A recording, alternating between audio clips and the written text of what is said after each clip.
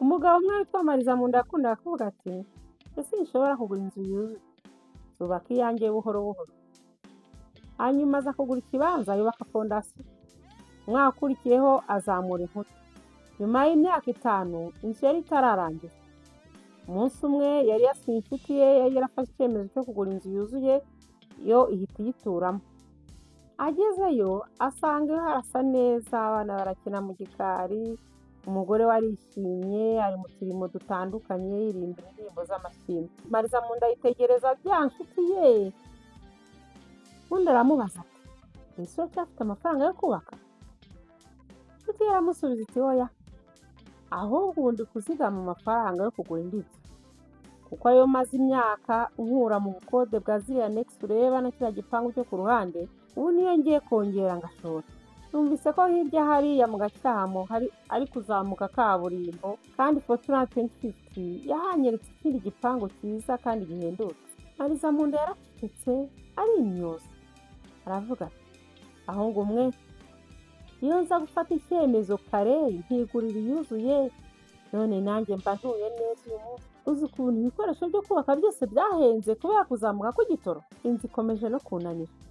Yivugisha gakeya yimyoza gahoro gahoro, arangiza ati uzanayibera mwaho. Hari igihe kugura inzu yuzuye biba bihendutse kurusha gutangira kubaka buhoro buhoro imyaka myinshi.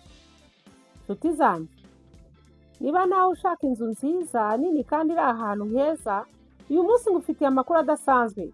Wari uzi ko kuri miliyoni 35 gusa ushobora gutunga inzu yawe ibyumba 5 ifite Parcel nini, wakubakamo n'ikindi gipangu? Bakunzi ba Plafond 2050 nongeye nabasuhuje.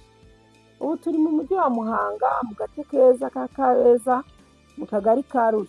Uyu munsi je kubagezaho inzu nziza cyane igurishwa ku giciro cya miliyoni 35 gusa.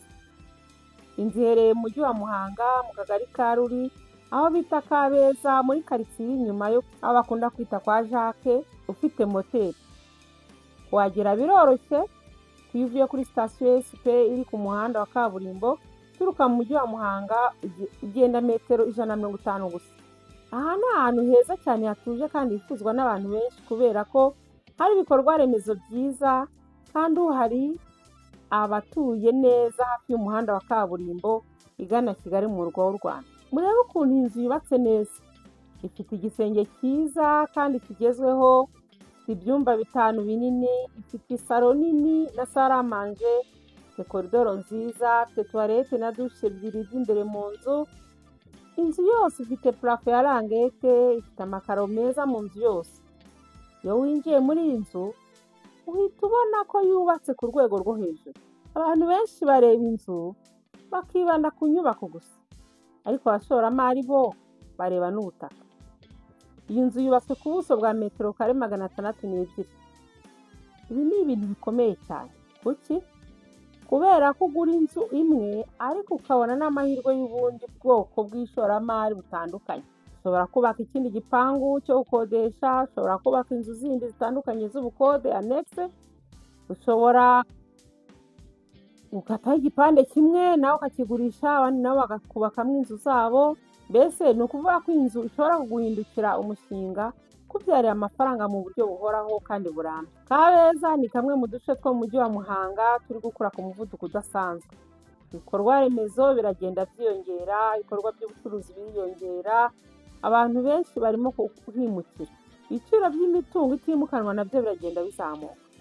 Iyo uguze umutungo nk'uyu munsi uba uri kwiteganyiriza ejo hazaza. Abantu benshi bagura ibintu bibashimisha uyu munsi ariko ntibibungukire. Ariko inzu nziza nk'iyi ifite ikibanza kinini, n'igiti cy'imbuto kera buri munsi, buri mwaka agaciro kayo karazamuka. Iyo uguze uyu munsi ugura ejo hazaza. Nshuti yanjye, ntuzabe muri bamwe bashobora kuzicuza ko batamenye amakuru ku gihe, cyangwa ko yamenye bagatinda gufata icyemezo. Ariko reka tuvugishe ukuri, murabona iyi ngiyi atari cyamunara? Inzu nini nziza nk'iyi ifite ibyumba 5, salon nini na salle à manger, Parcel buso bwa metero kare 602, iri ahantu heza muri Kabeza mu mujyi wa Muhanga, ifite view nziza y'umujyi wose wa Muhanga na neighborhood nziza. iri ahantu hafi ya kaburimbo nkuru igana mu murwa mukuru w'u Rwanda.